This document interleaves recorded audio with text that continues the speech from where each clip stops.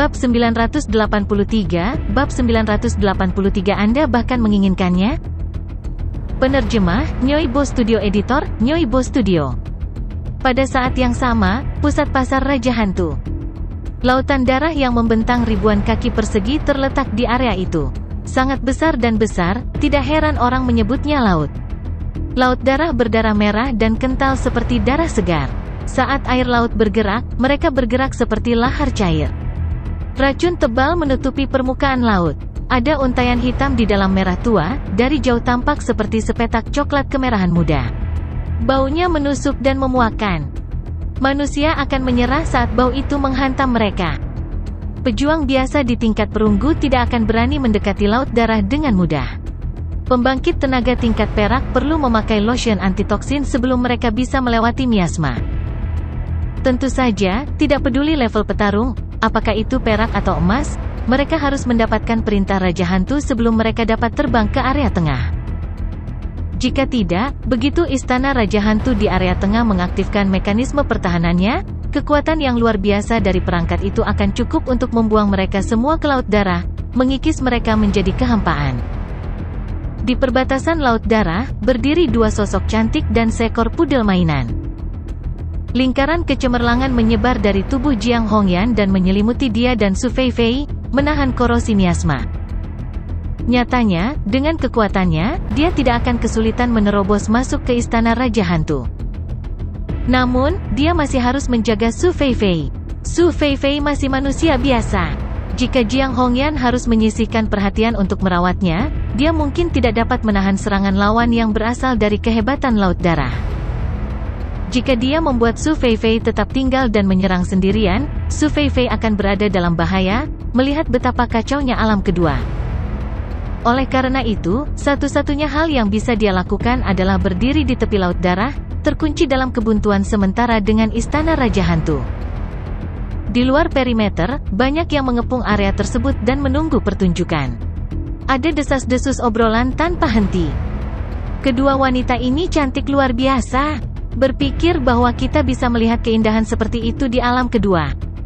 Terutama untuk wanita yang memegang perisai cahaya. Dewasa dan bermartabat, dia memiliki aura yang luar biasa tentang dirinya. Saya rasa tidak ada seorang pun di seluruh benua Taijin yang bisa dibandingkan dengan kecantikannya.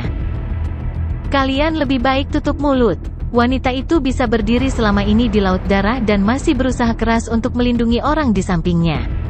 Kemampuannya setidaknya harus berada di puncak level perak, atau bahkan level emas. Apa, dia sekuat itu? Bagaimana mereka menjadi musuh dengan istana Raja Hantu? Hah, kudengar tuan muda kedua dari istana Raja Hantu memprovokasi mereka dari luar alam pertama. Mereka kemudian mengejarnya sampai ke sini. Brengsek, bukankah tuan muda kedua memasuki alam pertama untuk menghormati leluhurnya? Saya mendengar bahwa keluarga Li baru saja menemukan kuburan baru dan berencana untuk memindahkan abu leluhur mereka. Bagaimana mereka bisa berselisih? Apa yang dia lakukan agar mereka melintasi alam dan mengejarnya?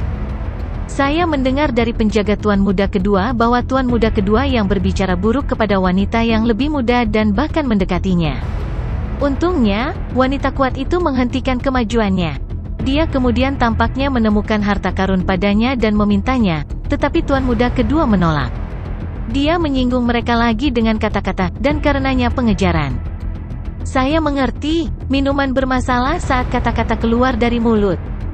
Masalah? Anda pasti bercanda, mengapa tuan muda kedua dari istana Raja Hantu takut akan masalah? Apakah Anda tidak melihat bahwa keduanya diblokir di luar laut darah? Kamu ada benarnya, terlebih lagi, Bos Li belum muncul. Wanita ini bukan tandingan mereka. Jika mereka masih menolak untuk pergi, mereka akan berada dalam masalah besar. Semua orang berdiskusi di antara mereka sendiri, tetapi tidak ada yang berpikir bahwa istana Raja Hantu akan mendapat masalah. Mereka bahkan percaya bahwa Jiang Hongyan dan Su Feifei akan benar-benar hancur.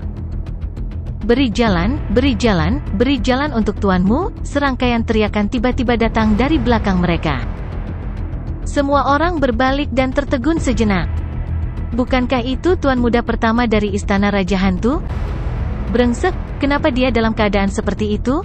Apakah seseorang memukulinya? Apa yang terjadi hari ini? Pertama, seseorang mengejar tuan muda kedua dari istana Raja Hantu. Sekarang, bahkan tuan muda pertama dipukuli. Sepertinya Bos Lee akan marah kali ini. Banyak yang merasa ngeri di wajah mereka saat mereka memberi jalan bagi tuan muda itu untuk masuk. Brengsek, beraninya dia memukuliku di kota Raja Hantu? Pria parubaya itu tampak menyedihkan dan dipukuli, dengan darah di mana-mana saat dia berjalan melewati kerumunan dengan marah. Dia terus mengutuk dan tidak terlihat seperti pengecut di hadapan Suke. Pelayan, apakah kamu buta? Apakah Anda tidak melihat bahwa tuan muda Anda telah kembali? Cepat keluar untuk menyambutku. Sial, kalian semua buta merindukanku berada di ambang pintu. Di mana ayahku? Ayah, apakah kamu tidak akan melakukan apa-apa? Seseorang baru saja memukuli anak Anda. Cepat patahkan kaki orang ini, hancurkan dia dan bantu aku melampiaskan amarahku.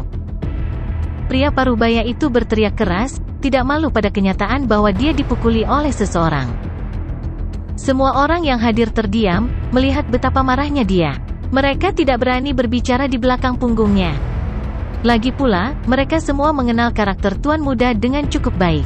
Dia menggertak orang yang baik hati namun meringkuk di depan yang mengancam.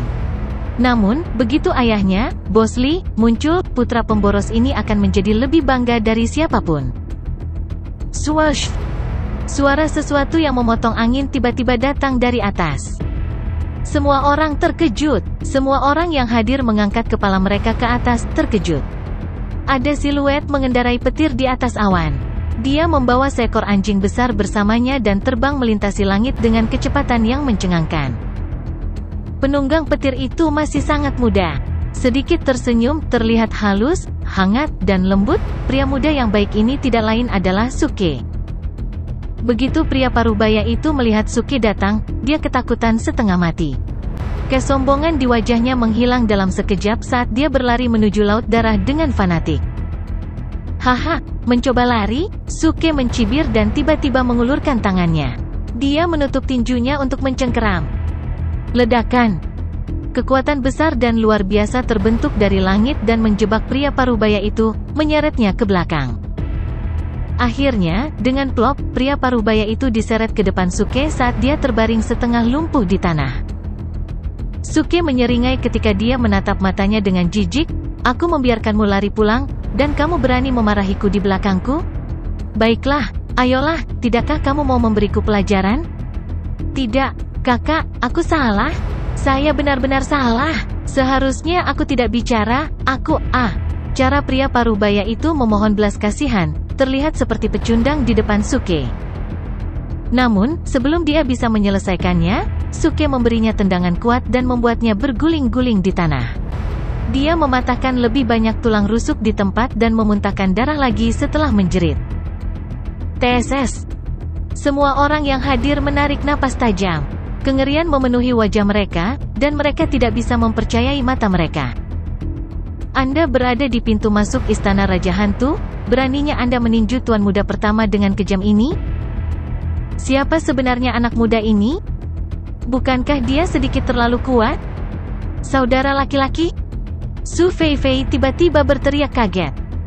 Jiang Hongyan juga menatapnya saat dia meninggalkan perbatasan, senyum di wajahnya. Anda di sini? Dia bertanya dengan lembut seolah dia sudah tahu Suke akan datang. Nah, itu salahmu, nona kecil. Mengapa Anda tidak memberitahu saya bahwa Anda akan datang? Suke segera mengulurkan tangan untuk mencubit pipi Jiang Hongyan. Jiang Hongyan tersenyum, bersandar dengan anggun ke samping, dan menghindari tangan Suke. Pada saat ini, Su Feifei mengangkat tangannya untuk memblokir Suke. Dia memelototinya dan berkata, Suke, apa yang kamu lakukan? Jangan menggertak kakakku Hongyan. Aku, Su Feifei, satu-satunya yang harus disalahkan untuk ini. Salahkan kepalamu. Suke tidak bisa membantu tetapi memutar matanya. Ayolah, apa yang terjadi? Siapakah pria yang cukup payah ini sehingga Anda mengejarnya dari alam pertama? Yah, dia penjahat yang tercela dan cabul. Mulutnya terlalu kotor. Saya akan membiarkannya pergi jika dia hanya berbicara buruk tentang saya, tetapi dia berani memprovokasi saudari Hongyan. Su Feifei langsung marah dan mengayunkan tinjunya. Dia berharap dia bisa berlari melintasi laut darah untuk memberinya pelajaran. Hanya pertengkaran. Suke menatap Jiang Hongyan. Dengan karakter Hongyan, tidak ada alasan baginya untuk melakukan ini karena pertengkaran sederhana, terburu-buru, dan bahkan mengejarnya ke tempat yang jauh dari alam pertama. Jiang Hongyan tersenyum tipis, pertengkaran itu hanyalah sebagian alasannya. Alasan sebenarnya adalah orang itu membawa sekaleng abu tulang. Abu dari penggarap abadi.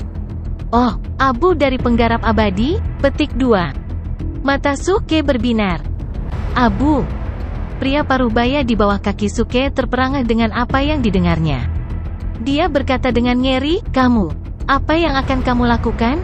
Itu adalah abu nenek moyang kita. Anda bahkan menginginkan itu? Apa, tidak bisakah saya meminta abu tulang? Apakah permintaan kecilku ini terlalu banyak untuk ditanyakan?" Suke bertanya sambil mengamati pria parubaya itu dengan terang-terangan. Semua orang yang hadir hampir melotot kaget.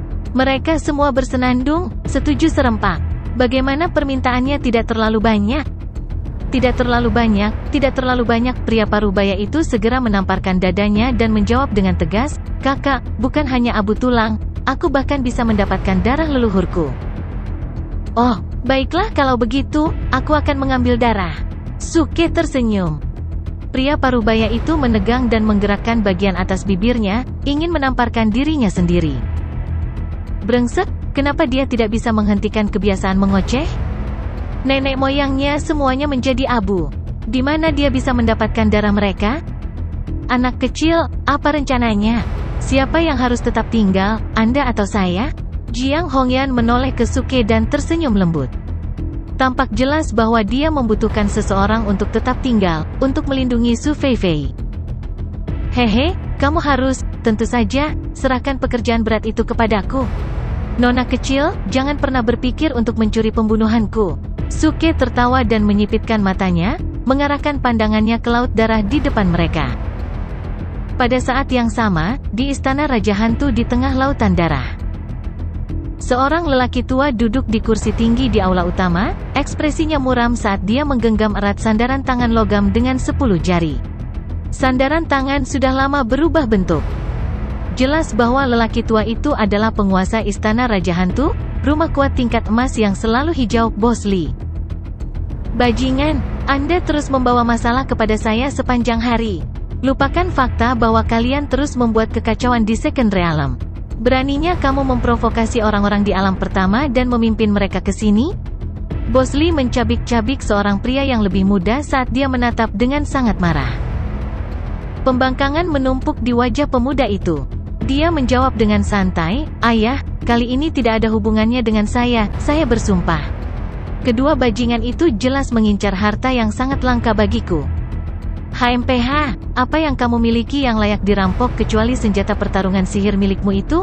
ejek Bos Li. "Laporan."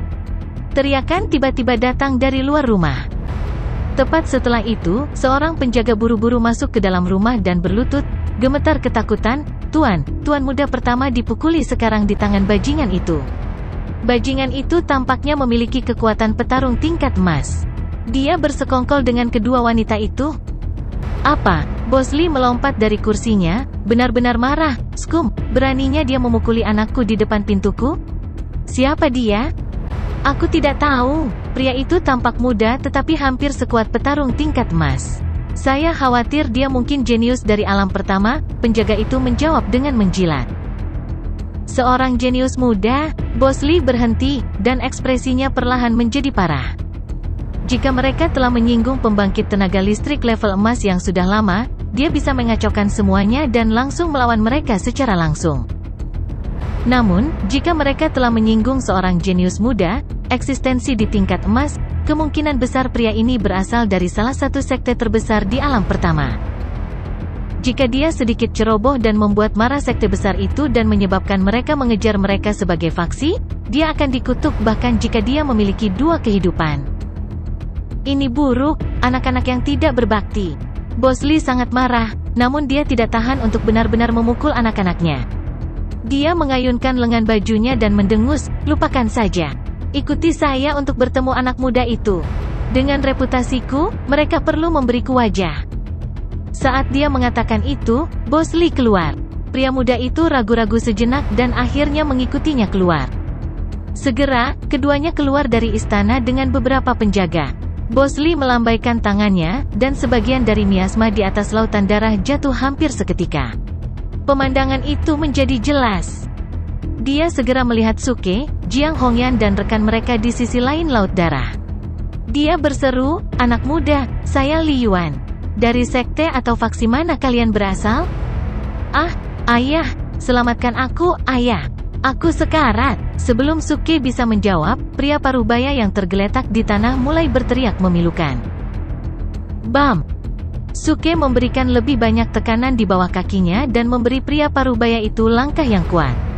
Dia melotot, berperilaku, dan berhenti berteriak. Ah, pekik pria parubaya itu seketika. Dia tidak bisa menahannya saat ini, karena semua tulang rusuknya patah.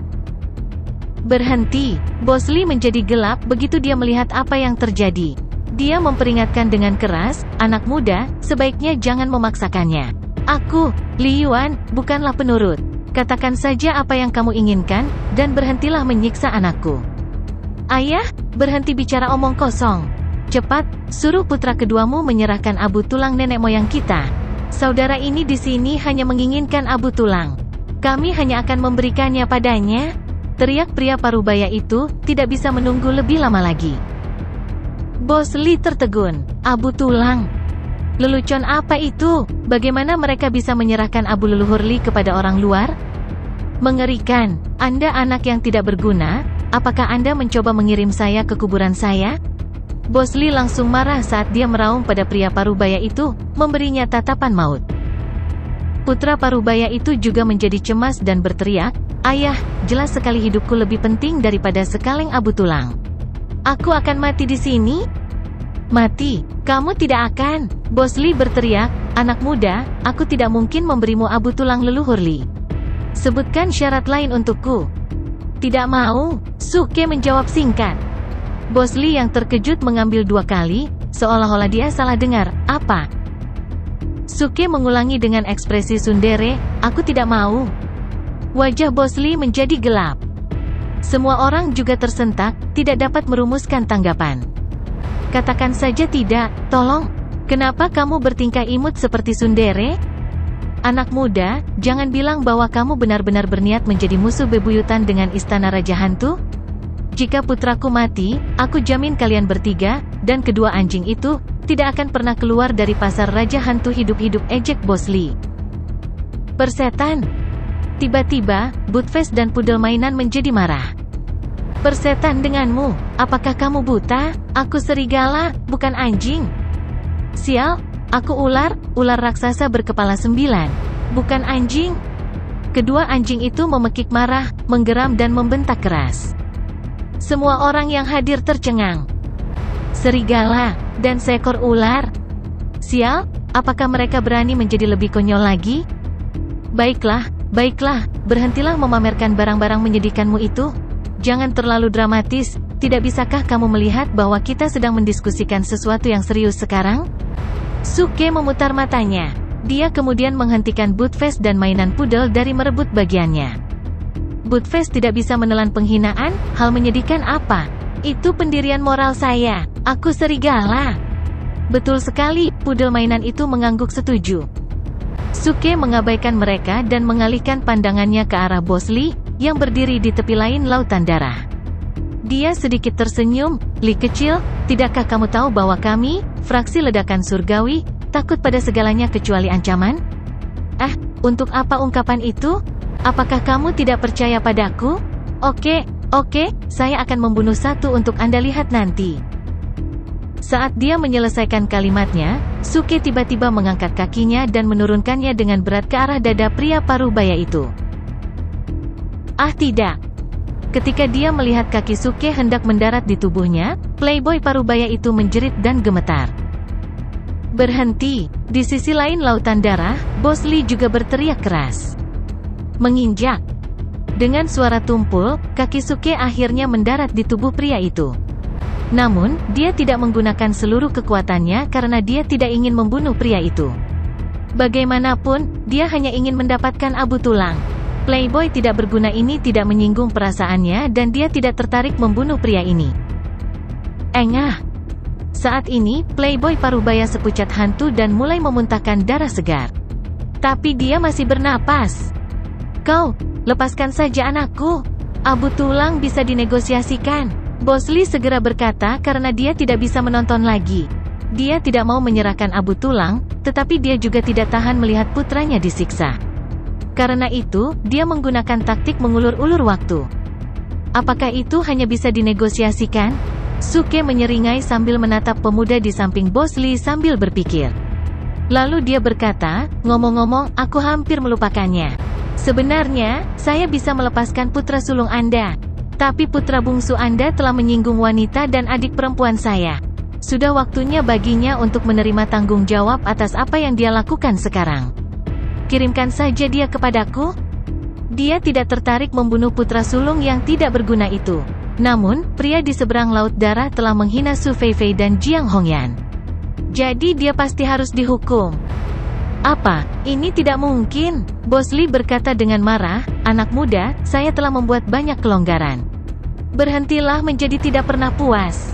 Jika tidak ada dari kalian yang akan meninggalkan pasar Raja Hantu hari ini. Betulkah? Suke berkata sambil tersenyum, sambil menjentikkan jarinya. Butfest, beri makan putra sulungnya beberapa pil penyembuh. Kalau begitu, aku akan menendangnya lagi. Oke, mata Butfest berbinar. Dia mengeluarkan pil dan memasukkannya ke mulut Playboy Parubaya. Segera, pil itu mulai berlaku. Luka pria itu sembuh dengan cepat. Wajahnya bahkan menjadi kemerahan. Hah, sudah selesai. Bocah kecil, bagaimanapun juga dia akan ditendang. Aku akan menendangnya kali ini. Setelah mengatakan itu, Butfest mengangkat kakinya. Kemudian dia langsung menendang dada Playboy Parubaya itu. Berengsek, tunggu. Suke sedikit tercengang dan mencoba menghentikannya segera. Menginjak. Kaki Butfest akhirnya diturunkan. Dia tidak bisa mengendalikan kekuatannya. Kakinya mendarat di tanah melalui dada pria itu. Tubuh Playboy Parubaya itu menjadi kaku. Matanya melebar dan tenggorokannya bergerak sedikit. Kemudian dia meninggal seketika. Berengsek, Suke terdiam. Fisik Butfest sangat kuat. Tendangannya bisa membunuh pembudidaya biasa dengan mudah, apalagi Playboy tidak berguna ini. Omong kosong, aku menggunakan terlalu banyak kekuatan. Butfest juga tertegun. Dia mengambil kakinya ke belakang dan berkata dengan senyum malu, ini salah. Ini jelas salah. Tidak masalah sama sekali. Suke melambaikan tangannya dengan acuh tak acuh. Oke, itu yang ingin aku dengar. Butfest tersenyum puas. Seluruh area berada dalam keheningan yang mematikan. Semua penonton tercengang oleh ketidakpercayaan. Saya tidak menyangka Tuan Muda Penatua dari Istana Raja Hantu bisa mati dengan cara ini. Dia mati di bawah kaki anjing? Omong kosong, ini terlalu ganas. Beraninya mereka membunuhnya di depan Bos Lee? Anakku. Ledakan. Raungan marah yang memekakkan telinga terdengar dari sisi lain laut darah secara tiba-tiba. Bos Lee sangat kesal hingga hampir gila karena amarah. Dia sangat mencintai kedua putranya, itulah sebabnya putranya dimanjakan. Dia tidak pernah menyangka salah satu putranya akan mati di depannya. Seekor anjing membunuh putranya di depannya? Kamu meminta kematian? Hari ini, tidak ada dari kalian yang akan meninggalkan pasar Raja Hantu. Bos Lee meraung dengan marah. Hei tunggu, Suke berkata dengan serius saat dia melihat ke sisi lain laut darah. Bos Lee, kamu sudah melihatnya. Anjing ini membunuh putramu. Jadi, bolehkah saya menukar putra bungsu Anda dengan anjing ini? Omong kosong. Semua penonton memutar mata mereka dan hampir pingsan. Orang ini terlalu tak tahu malu. Bagaimana dia bisa menjual rekan setimnya saat ini? Bocah cilik, apa maksudmu? Mengapa kamu mengkhianatiku? Butfest juga kesal. Dia bergegas menunjukkan giginya. Pudel mainan menghentikan Butfest dengan menyeret kakinya dan berdebat dengannya. Butfest, jangan gegabah. Kamu bukan tandingannya. Kamu sangat riuh, diam saja. Bos Lee berteriak dengan marah lagi di sisi lain lautan darah. Lalu dia berkata dengan dingin sambil menatap Suke, aku sudah bilang tidak ada dari kalian yang akan pergi dari sini hari ini. Wow, sepertinya kita harus menyelesaikan masalah ini dengan bermain kasar. Suke menjawab dengan datar. Kemudian dia mulai mengayunkan tangannya dan melakukan pemanasan. Saudaraku, berhati-hatilah, Su Feifei berkata dengan cemas. Bagaimanapun, dia hanyalah orang biasa, yang diintimidasi oleh Bos Li yang marah. Santai saja, dia bukan tandinganku, Suke berkata sambil tersenyum sambil menyipitkan matanya. Aku bisa mengambil kesempatan ini untuk mencoba seni sulap yang aku peroleh baru-baru ini. Omong kosong, bocah kecil, apa yang kamu pelajari kali ini? Buttface bertanya dengan rasa ingin tahu. Tidak ada apa-apa, saya baru saja menggabungkan dua seni sulap yang saya peroleh sebelumnya menjadi satu. Suke menjawab dengan tenang. Kamu benar-benar bisa melakukan itu? Keren, bocah cilik, mainkan saja supaya aku bisa melihatnya. Buttface segera mendesak. Berdiri di samping Suke, Jiang Hongyan juga penasaran. Dia mencoba melihat seni sihir baru Suke dengan melihatnya dari dekat. Oke, saya telah memperoleh seni mengaum singa dan jari matahari di masa lalu. Sekarang saya telah menggabungkannya menjadi satu seni sulap yang cukup merusak. Hari ini, saya akan menggunakannya untuk menghancurkan musuh saya. Setelah mengatakan itu, Suke tersenyum dingin sambil menatap sisi lain lautan darah. Kemudian dia mengambil langkah kecil dan berpose untuk serangannya. Semua orang di area itu menahan napas dan menatap Suke dengan saksama. Bahkan Bos Li dan putranya yang lebih muda di seberang lautan darah juga mengubah ekspresi mereka dan tidak berani meremehkan Suke. Lagi pula, sebagai seorang jenius muda, dia sekuat pembangkit tenaga listrik di tingkat emas. Seni sihirnya pasti luar biasa. Juga, nama kedua seni sihir itu cukup mengintimidasi. Seni auman singa dan jari matahari digabungkan menjadi satu seni sulap. Kami akan memiliki pertempuran yang sulit hari ini. Bos Li bergumam pada dirinya sendiri. Sementara itu, dia mengencangkan otot-otot di lengannya. Cahaya mulai muncul di lengannya, yang berarti dia siap bertarung. Ho! Ha!